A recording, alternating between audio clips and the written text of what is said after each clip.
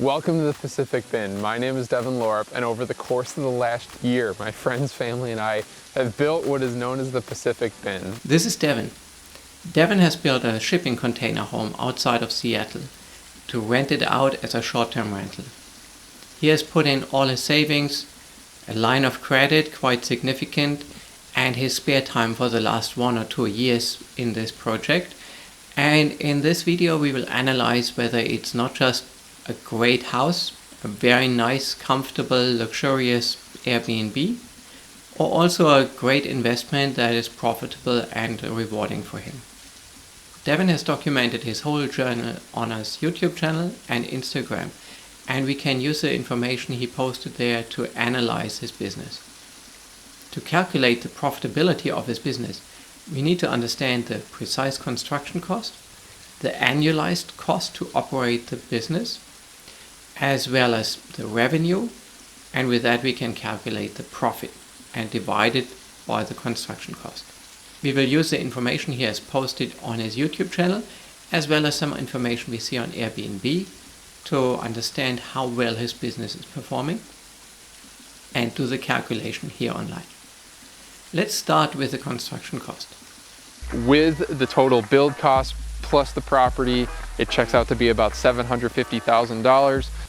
Devon has spent $160,000 on the land and about $540,000 on the construction. Now this is only cash out, and of course the land was paid for about 1 year or more before the construction finished. So we do add some interest payment for the earlier payments in the process, like land or foundation. Also, he is an engineer and he did a lot of work on his own. And he's a very experienced YouTube and social media professional. So he did get some additional attention on the social media side, and that brought him some sponsorings, like free furniture, some construction was free, as well as a lot more bookings than what you would normally expect in the first month. Now, not putting a dollar amount to his own efforts would be wrong for 3 reasons. First reason is he could have worked for someone else and would have made money for that. So there is opportunity cost for him involved. Second reason is if someone else takes this budget breakdown as a guideline for his own similar project and he's not able to do this work himself, then this guideline would be very misleading. And the third reason is even though he gets, let's say, furniture as part of a sponsorship deal against some Instagram posts, the maintenance and replacement of worn down furniture or broken furniture needs to be paid by him. So it would be incorrect to really assume a zero amount for this. Now also his friends and family contributed to the project. For example, his mother did the interior design, and it's hard to quantify this effort, but clearly for the same reasons, if it was not covered by the family, he would have to pay someone else. So the calculation would just be dishonest and incorrect if we assume a zero amount for this. So all this leaves us with a total amount of about $867,000, of which he only paid with cash $717,000. To estimate the annual cost base for his business, we start out with fairly standardized terms like tax and insurance, and for the Seattle area we use like 1% for both together. This seems to be aligned with the numbers he states in his video on the first month of operations. So we use $7,000 for tax and insurance combined.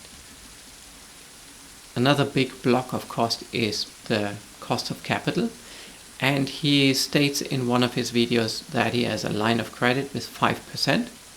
So for the amount that he has covered with a mortgage, we use 5%, which is roughly $35,000 a year. Now a huge chunk of cost is actually the cleaning between each guest. So in the first month he had 15 different groups of guests. So that means they stayed roughly 2 days in average. And each time a guest leaves, it costs him $160. Looking at Airbnb, he charges separately $80 to the guests. So in this calculation that I use to deduct from the revenue, I assume only $80, and I calculate that with a 2-day average stay. So this leaves us with roughly $14,400 per year, which is very, very high. But it's a large space, and with a short duration of guest stays, that cost is quite high. I calculate now 5% as a management cost. This covers stuff like having a website, using some booking platforms to manage the bookings, all this stuff. Now this is all based on the assumption that he's doing the majority of the work himself and only uses some tools and has some various costs. Normally, if you outsource all this, I would estimate about 20% of the revenue as a management cost that you pay to a manager. So in this calculation, I assume 0 for his own work. Now keep in mind, his own work that he puts in here on a nearly daily basis, definitely every week, some work will be covered here, is quite significant. I wouldn't be surprised if he puts in like 10 hours a week to cover this work. A big chunk of the operating cost is also utilities. Now in this case, it's very, very simple. He only has Starlink and electricity, but a lot of electricity. Basically everything is covered with electricity, and that includes a Tesla wall charger. That includes all the amenities like a steam shower and an outdoor heated jacuzzi, and of course all the heating and cooling, as well as a huge variety of kitchen appliances that is roughly 10 kilowatt or so. So in one of his videos he's wondering why he's paying so much for the electricity connection to the grid. But of course, if you choose to charge a Tesla in the middle of the forest, you need a big copper pipe through a long distance in the forest, and all this is tremendously expensive. So I estimate the monthly cost for electricity alone to be roughly $1,000. And another standard expense is maintenance and repairs. It's a heavy usage from a lot of people who come and go. All the furniture will have a lot of wear and tear and will need to be replaced and maintained and cleaned and all that. This is expensive. So I calculate about 1% of the construction cost as an annual maintenance expense. And that leads us to an annual cost base of around $86,000. So quite a high cost base. Which altogether adds to $11,761.21 as gross revenue for the month of March, which annualizes to just over $141,000. Estimating the revenue of an AirBNB before it's built, before it has a track record of a few years on the market, is a bit of looking in the crystal ball. But based on his experience in the first month, some qualified guessing on his work on Instagram, on YouTube, all the effort he puts in here, as well as looking at AirBNB and seeing how his booking schedule forward-looking looks like, I calculate 85% of occupancy rate. In his first month he had around 100%, but that is definitely not possible in the long run. You do have some maintenance, downtime of the business. You have to stay there as an owner sometimes yourself to do some quality assurance, quality checks. And of course also between bookings, between longer bookings, you cannot fill every single day or 2-day slot that is available. So you do have some slippage there. So 85 is already really, really good. But I think on an annual basis, it's realistic in this scenario. The daily rates he's charging is also a wide range actually, from slightly more than 300 to at peak times more than 500.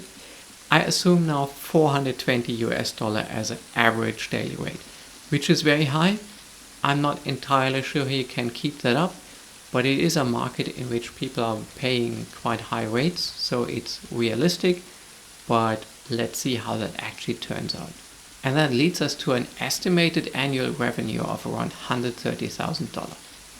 And this includes 50% of the cleaning expense, but the other 50% that he's charging separately on AirBNB is not included in this. I lost money in my first month on Airbnb. No, he did not lose money in his first month on Airbnb. He might be a lousy accountant, Or he might think it looks better on YouTube if you claim you lost money in these days. But actually, he's also quite happy with the outcomes of the first month. And looking at the numbers, it's quite good actually. If you take the revenue assumption and deduct the annualized cost and not just some random cash flows that happened in this month, we end up with more than $40,000 annual profit above the cost of capital. And that is quite good. Now do keep in mind, this comes at the expense of his own involvement quite heavily on an ongoing basis. So part of it is actually his salary for his villa management work. And when you look at the cash return, so you include the expenses for the mortgage, your return on investment comes to around 11%. Again, this is based on his management himself of the property on an ongoing basis. Now, if you change the calculation slightly and assume he's hiring a professional to manage everything on a daily basis, so he is hands-off, not involved in the daily business. And this calculation is kind of important to understand what's the value of a business if we would sell it to someone else to operate. Then the annual cost is actually about $106,000. And the annual profit goes down to about $24,000, which is not bad. It's about $2,000 a month. However, it comes with some risks attached. So all this is still based on a couple of key assumptions that might or might not hold true. For example, the cost of capital is 5%. The interest rates have gone up. So depending on the terms of his mortgage, his cost of capital might go up as well. He uses a lot of electricity and the expense for that might go up. And we still use some high assumptions for occupancy as well as daily rates. So if any of these revenue assumptions go down, this can eat up the profit quite quickly. So what's the conclusion on all this? It's always worth playing with Excel, running all these numbers before you start a project like that, to have some solid assumptions on what kind of profit you can expect.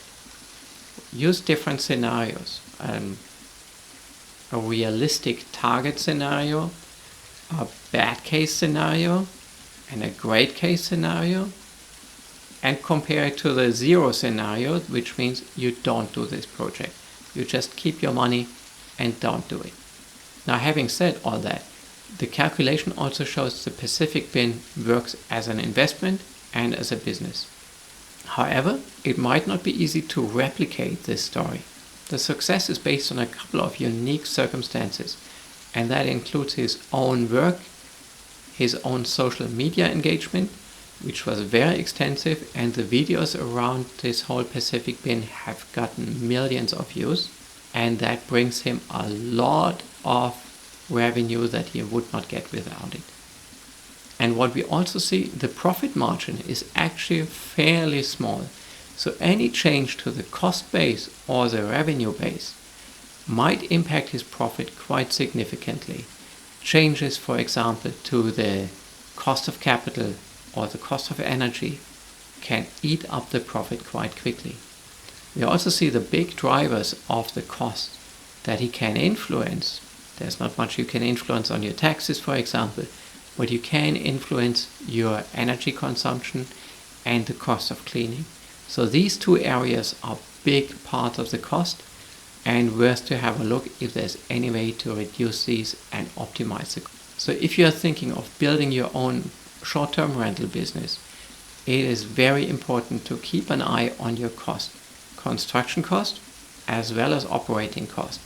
These are the factors you can influence a lot easier than the more market-driven factors that impact your revenue. Keep an eye on your cost base, optimize them, make sure you got them tightly managed. This is critical for the success of your business.